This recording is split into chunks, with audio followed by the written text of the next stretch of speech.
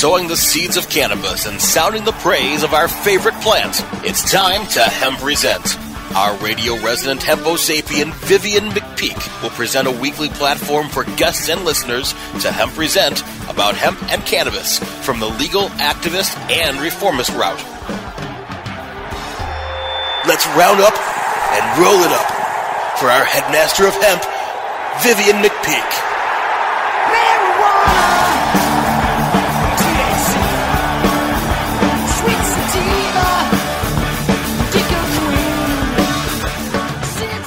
Welcome to Hemp Present, where it is always 7 times 60, and where we always have the fever for the flavor of a fatty folded finer than a freckled frog hair follicle. I'm your host, Vivian McPeak, and besides being an imbiber of the fiber, I am the executive director of the world's largest annual cannabis policy reform event, the Seattle Hemp Fest, in its 24th year, found at hempfest.org. I am also the author of the book, Protestival, a 20-year retrospective of Seattle Hemp Fest from AHA Publishing. Transmitting from a fortified bunker under a ramshackle reefer radio warren at an undisclosed location deep within the bowels of underground Seattle, my goal is to spread the green flame of 420 truth, increase the peace, and spread unity with impunity here on Cannabis Radio, your source for the force of freedom, where we walk our talk around the block. The global cannabis community is a vital human resource for humanity. We are among the most misunderstood, maligned, and scapegoated communities on planet Earth. Has there ever been a less threatening bunch of peaceful, artistic, and resourceful souls to be singled out, profiled, and persecuted by their own governments? We are making progress, finally, after decades of scorched earth, draconian, Orwellian treatment. And we are fighting back peacefully. The cannabis liberation movement is one of the most nonviolent social justice movements in modern history. We're winning victories against the most powerful governments, and we're doing it 100% nonviolently, a testament to the power of the people of the plant. But this struggle is far from over.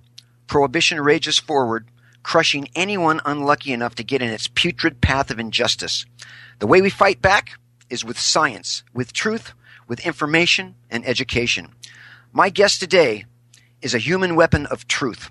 Clint Werner is the author of the tremendous book, Marijuana, Gateway to Health, by the Docstar Press. We will be uncovering some amazing facts about cannabis in just a few minutes. But first, I want to address a weekly component of my show, the Word of the Week. And this week's word is organic. Organic foods are foods produced by organic farming. And while the standards differ worldwide, organic farming in general features cultural, biological, and mechanical practices that foster cycling of resources, promote ecological balance, and conserve biodiversity. Synthetic pesticides and chemical fertilizers are not allowed. In general, organic foods are also not processed using irradiation, industrial solvents, or synthetic food additives. For the vast majority of its history, agriculture can be described as having been organic. Only during the 20th century was a large supply of new chemicals introduced into the food supply. The organic farming movement arose in the 1940s in response to the industrialization of agriculture. It is imperative that medical-grade cannabis, and I believe all cannabis intended for human consumption, be grown organically. And no GMO 420. Chemicals are great things, and they serve humanity in many ways, but humans lived relatively chemical-free for many millennia, and now is no time to change that if we strive for health and happiness. And speaking of health and hempiness, I want to switch gears and segue into the interview segment of this program, Hemp Present on Cannabis Radio. And I'd like to welcome author and activist Clint Werner to the show. Hey, Clint. Hey, Vivian. Thank you so much for having me on. My pleasure. Clint Werner, found at marijuanagatewaytohealth.com. Let's just dive into this tremendously fascinating and controversial and illuminating subject since we don't have much time. Clint, what is the endocannabinoid system and how does it work in your most synopsis version? Well, we all have an endocannabinoid system, and the endocannabinoid system is something of an overarching, regulating biological control system for the body. It is sort of the master control system of all the other biological systems in the body, and it works through the central nervous system, but also through the periphery nerves that run throughout the rest of the body. And what's really amazing about this is the endocannabinoid system has influences on every aspect of human or mammalian biology, because it's not just humans, it's also other mammals. But within humans, we see that it is responsible for sleep cycles, fertility cycles, appetite cycles, healing cycles, maintaining an environment in the body that is resistant to the rise of disease processes, interrupting disease processes, and it works through substances that we produce in our bodies known as endocannabinoids. And what's amazing about those is that they match up almost identically with the plant cannabinoids produced by the cannabis marijuana plant. So for optimum health, we require cannabis? Is that what that means? Well, we have this system, and it sort of co-evolved with the cannabis plant. And if you have a healthy, dynamic system, then you can usually have healthy, dynamic vitality throughout your life and remain free of the really terrible diseases. But much of modern life and just general living and stress tends to impact on many people's endocannabinoid systems and suppresses their activity. And researchers are looking at this and realizing that deficiencies in the function of this endocannabinoid system are sort of the foundation causes of many terminal and life-altering diseases such as cancer, diabetes, migraines, fibromyalgia, heart disease even. Many of these organ diseases arise from imbalances in our endocannabinoid system. So, Clint, are you describing cannabis deprivation syndrome, or is that something else? That's it, clinical cannabinoid deprivation syndrome or deficiency syndrome, and that is where we just don't produce enough of these natural cannabinoids in our bodies to get the job done in terms of maintaining and correcting our biology towards health. So if you supplement with cannabinoids through either inhaling or orally ingesting or vaporizing cannabinoids from the marijuana plant, the cannabis plant, you're going to supplement the activity of these health protective compounds and enhance your vitality and wellness. It's really amazing because we've been brainwashed for so long to think this is a degenerate substance that erodes health and diminishes the quality of life. And the truth is just exactly the opposite. Clint, how did you come to write your book, Marijuana Gateway to Health? What inspired you to author this great resource? Well, I was really good friends with Dennis Peron, who is, in my opinion, the foremost activist and father of the medical cannabis movement as we know it today. Without Dennis, none of what we see would exist, I'm convinced. And I knew him because I was a caregiver for my best friend with AIDS. And I would get marijuana from Dennis and give it to my friend, and he outlived the doctor's expectations significantly because he could eat and he felt better and it nurtured his health. And after he died, I met Donald Abrams, who was trying to do research in patients with AIDS with marijuana, and we actually became a couple. We became involved together, and it's really quite an interesting story because I was the activist and he was the researcher, and I know the people from the activist community and the research community, so I had a special perspective when Prop 215 passed. And so I started working on a book about that, how it all happened, the science and the politics. But then these amazing effects from cannabis started appearing as people did some research. Some of it defined harm, actually found benefit. And we found these anti-tumor, neuroprotective, liver protective, brain protective, heart protective effects. And I said, this is the book I need to write. So I aimed in that direction. Can you talk about cannabis and cancer? Does the cannabis plant fight cancer tumor growth? Indeed it does, and this is established. There's no arguing. I do sometimes take issue with people who use the phrase cannabis cures cancer because I think it's kind of a broad a broad statement to make at this point. There are some interesting anecdotes of people having been healed, apparently using cannabis oil, but we're going to really need to know more about the applications. What I like to say is that it really is clear that cannabis can be a possible effective treatment for cancer. And I have an issue of the British Journal of Pharmacology just came out with some reviews of data on the activity, medical and protective activity of cannabinoids. And here's a quote, the quote is, "The literature is nearly unanimous in suggesting that cannabinoids reduce the progression of cancer." So yes, marijuana is the anti-cancer. There is evidence that people who smoke cannabis a couple of times a week have significantly lower rates of bladder cancer than people who don't smoke anything. And that if you're smoking tobacco and you smoke cannabis simultaneously with it, not simultaneously, but you're also using cannabis, although they do use it simultaneously in Britain. That's true. And Europe. But, if you're using them together, the cannabis protects the person who's using tobacco from the harm of the tobacco in terms of bladder cancer, so that the increased risk from the tobacco for bladder cancer comes down to normal. Now, you don't get as low as you would if you were only using cannabis, which is lower than the normal risk. And there's a significant protection against lung cancer. There's significant protection against lymphoma.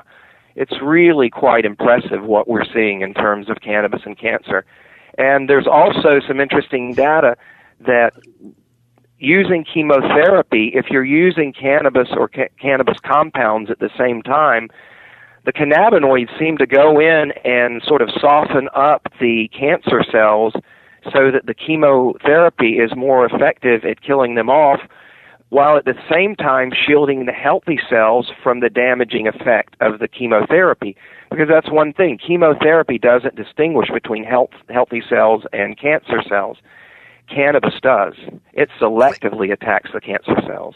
Fascinating. Clint, I need to soften up my sponsors. We're going to take a quick pause for the cause because there are flaws in the laws, and we'll be right back with Clint Werner on Cannabis Radio. Time to roll out for the people that let us hemp present. Hang loose. We're coming right back. Ganjapreneur.com, your guide to the cannabis business world. Ganjapreneur.com is a comprehensive resource for cannabis professionals and entrepreneurs. Download the Ganjapreneur app on your smartphone or tablet to catch up on cannabis industry news, scroll through our daily job listings, and learn about successful cannabis companies, executives, and investors. Ganjapreneur.com, helping Ganjapreneurs grow. Great websites today need expert web design and development and need to be e-commerce ready and mobile friendly. But building a marketable and profitable website can be an uphill climb. Ready to make your new website or replace your existing website? Think Orange as the new way to get in the black. Orange Hill Development works with Fortune 500 companies and offer the same top quality development service at a fraction of what other providers charge. Brands like Absolute, Carlsberg, and Nestea trust Orange Hill Development. Find out why you should trust your website with Orange Hill. Contact Orange Hill for a consultation today at orangehilldevelopment.com.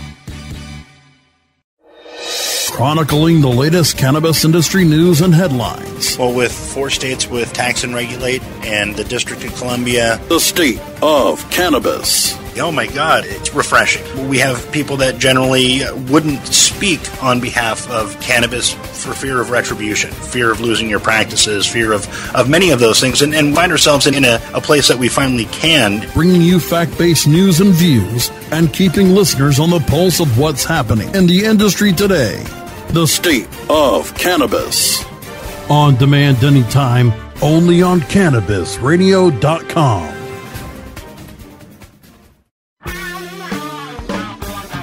We're back to Hemp Present, only on Cannabis Radio. Now, back to our headstrong emperor of hemp, Vivian McPeak. And we are back on Hemp Present on Cannabis Radio with Clint Werner, author of Marijuana Gateway to Health.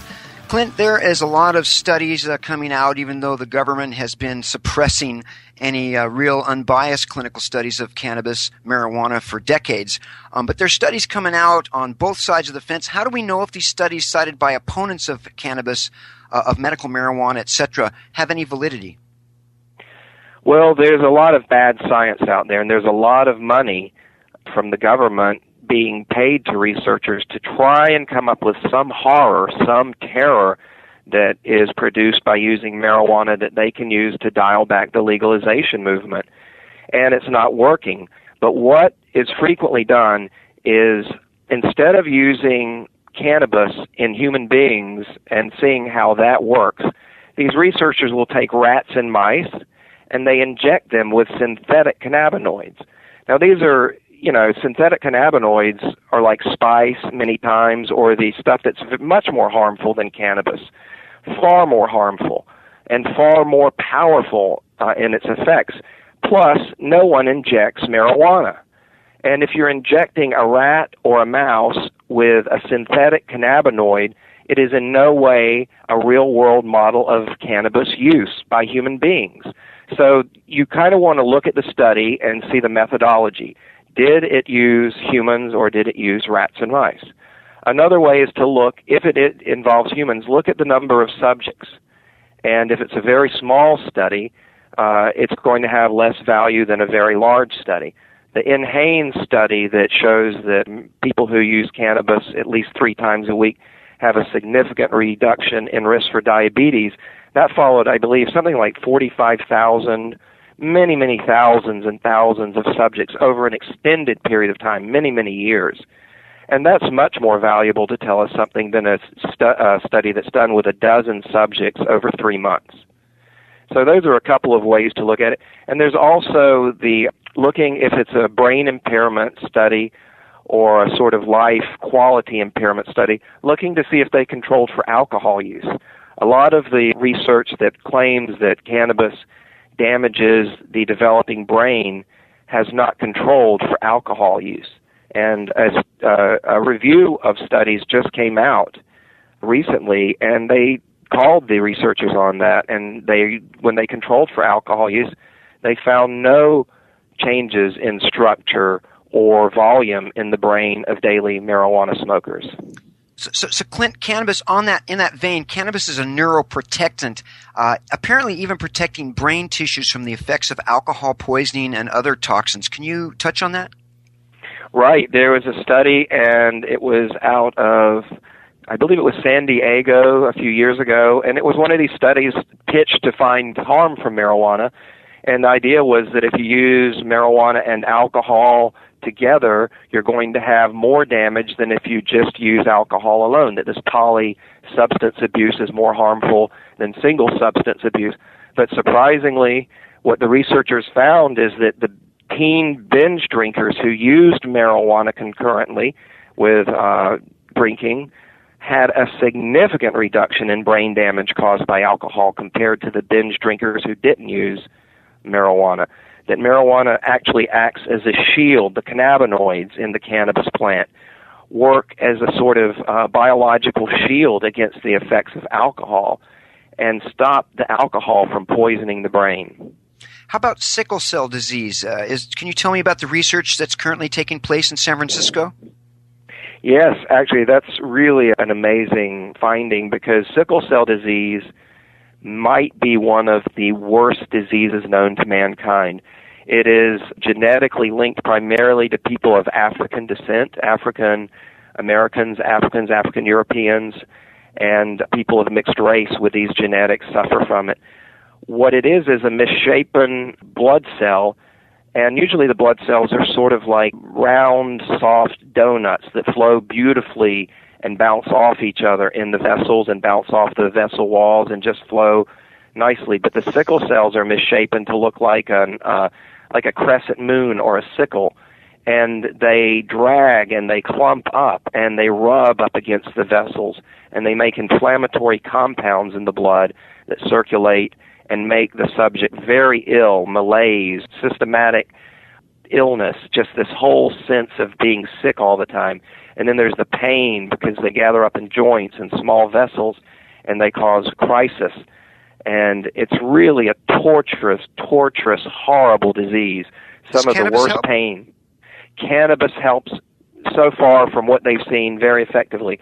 There's a doctor who had studied the effects in rats and mice and had good results. And she is working with my spouse, Donald Abrams, on a human study right now. They worked really hard to get it approved, and it's being done at San Francisco General, and they're using actually inhaled vaporized cannabis and a placebo to see what the effects will be and to document if there is significant benefit. If there's anyone listening, if it's all right, I'd like to give a number if there are any sickle cell patients who are interested in taking part. Would that be all right? Sure, absolutely. So it would be calling San Francisco General's Research Division, 415-476-4082, extension 146. And they are looking for subjects with sickle cell who are willing to come to the Bay Area or who live in the Bay Area and stay in the clinical research division and be subjects of this study, because we really need to find something to relieve this suffering, because cannabis relieves inflammation, and that's part of the disease, is triggering inflammation. Isn't that that's part of most disease, right? Yeah, it's like a foundation influence for almost all degenerative and terminal illnesses, chronic out-of-control inflammation. And cannabis is really like the fire extinguisher to put out that inflammation. It just really dials it back and then actually addresses some of the damage that's been done. Opponents of reforming marijuana laws warn that regular use of cannabis marijuana, especially by teens, damages the brain. Where does that stand in terms of concerns? Is there a real danger? It's overstated. Like I said, these studies that show brain damage are frequently done by injecting rats and mice with synthetic cannabinoids. Or the other thing that is not controlled for when they do these studies is parental neglect. And this is something I really like to point out, because studies show very similar, if not identical, deficits in youth who have parental neglect or abuse compared to what they claim for the marijuana impairment studies. So it seems to me that what you're seeing is the root of this problem is parental neglect and abuse, because if someone is 13 or 14 years old and able to smoke a lot of cannabis every day, there is an element of parental neglect involved there. There's something's not going right there. My parents, I couldn't get near cannabis until I left home. They were so involved in my life and controlling who I was with and what I was doing, and had me in activities to keep me preoccupied. So I think that there's a lot of evidence that the harm that's claimed for teens from cannabis use, the antecedent is not the cannabis use, but it is the neglect that also permits excessive cannabis use in teens. But I also think that we should discourage and put barriers in the way of young teen and teen cannabis use, because it's a distraction.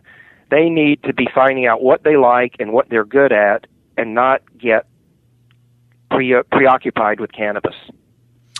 I'm going to have to go to another break soon, but Clint, cannabis has been shown to stimulate the production of healthy new brain cells. Is that true? How is that possible? That's right. Well, what it seems is that cannabis, because of the cannabinoids and their effect on the central nervous system, once again we go back to inflammation, and by dropping the inflammation in the brain, you also quiet some of the immune attack on brain cells, and you slow down oxidative damage.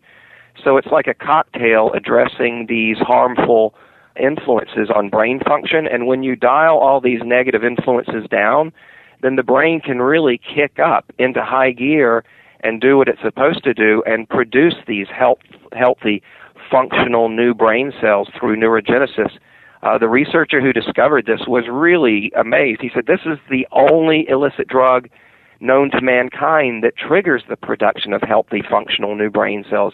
The others wipe them out. Fascinating. We're going to take another quick break here from our sponsors. We'll be right back with Clint Werner, author of Marijuana, Gateway to Health. Time to roll out for the people that let us hemp present. Hang loose. We're coming right back.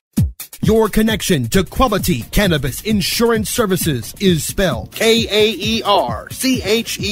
That's Karcher Insurance. We have worked with ventures like cannabis for over 60 years. We're proud to represent over 50 companies with tailor-made cannabis plans for owners just like you to insure your product, your plants, and your pursuits. K-A-E-R-C-H-E-R spells out their full-service insurance services, ranging from commercial to bonds to personal, from life to health, and more. Contact the team at KarcherInsurance.com and let our experience work for you. That's K-A-E-R-C-H-E-R Insurance.com.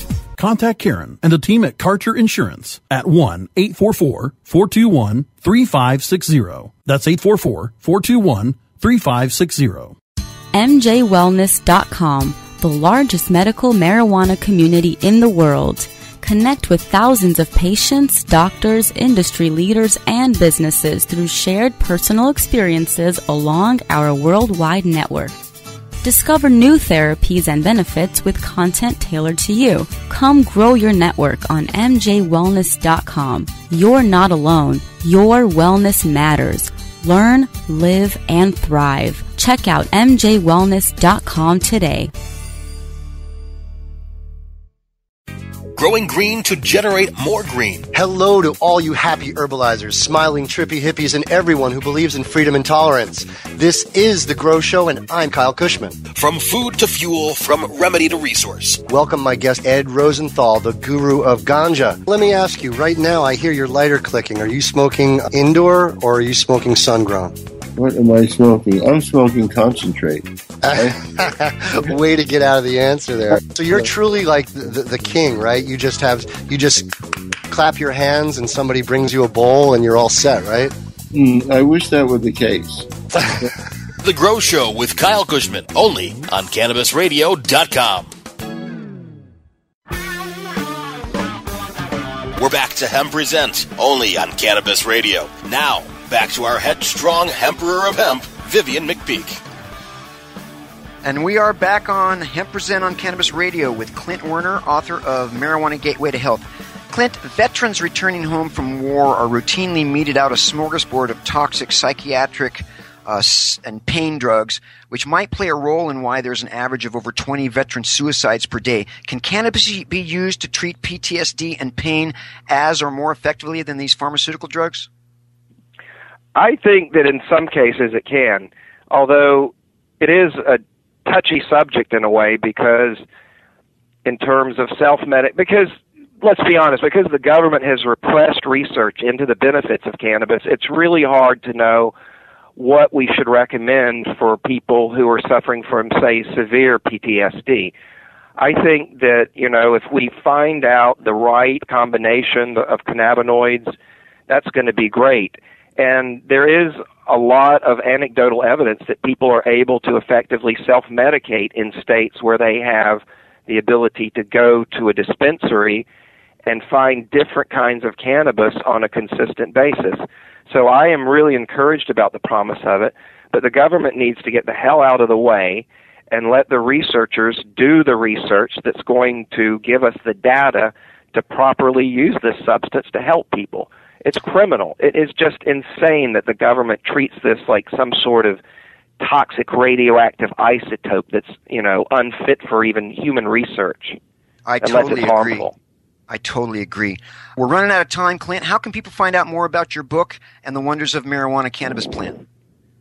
Well, my book, you can go to Amazon, or you can go to, even better, your local bookstore and ask them to get it for you. They can do it. Support your local bookstores. But also, I actually have a talk. If you're interested, you can Google C-SPAN Clint Werner and marijuana, and that'll come up. That'll give you a good background on this. Also, I'll make a plug for another activist, Paul Armentano with NORML. He's brilliant. He does great work on this. You can follow the latest data through his work at the NORML website. We're all in this together, and we all need to pull together and win this for freedom and liberty and justice. Thank you, Clint Werner, author of Marijuana Gateway to Health, for being on Hemp Present on Cannabis Radio. Thanks so much for your just tremendously essential and important work. It's always great talking to you, bro. Thank you so much, and thanks for everything you do, and God bless HempFest. Ico. Now I want to get to another weekly feature on Hemp Present on Cannabis Radio, and that is the quote of the week. This week's quote is by Wendell Berry from The Art of Commonplace, The Agrarian Essays, and it goes like this. People use drugs, legal and illegal, because their lives are intolerably painful or dull. They hate their work, and they find no rest in their leisure. They are estranged from their families and their neighbors. It should tell us something that in healthy societies, drug use is celebrative, convivial, and occasional, whereas among us it is a lonely, shameful, and addictive experience. We need drugs, apparently, because we have lost each other. And that about wraps up this installment of Hemp Present on Cannabis Radio. Join me next week for my guest, Mitch Earlywine, Ph.D., professor of psychology at the State University of New York, Albany. And we are here on Cannabis Radio because you have the right not to remain silent when it comes to prohibition. Activism requires a voice, so speak up for injustice. We'll see you next week. Freedom fighter, we must unite, fight the power. Time is right. We are the children of the earth supreme. So our right to the hippie dream. We got to free. The opinions expressed on this CannabisRadio.com program are those of the guests and hosts and do not necessarily reflect those of the staff and management of CannabisRadio.com. Any rebroadcast or redistribution without proper consent of CannabisRadio.com is prohibited.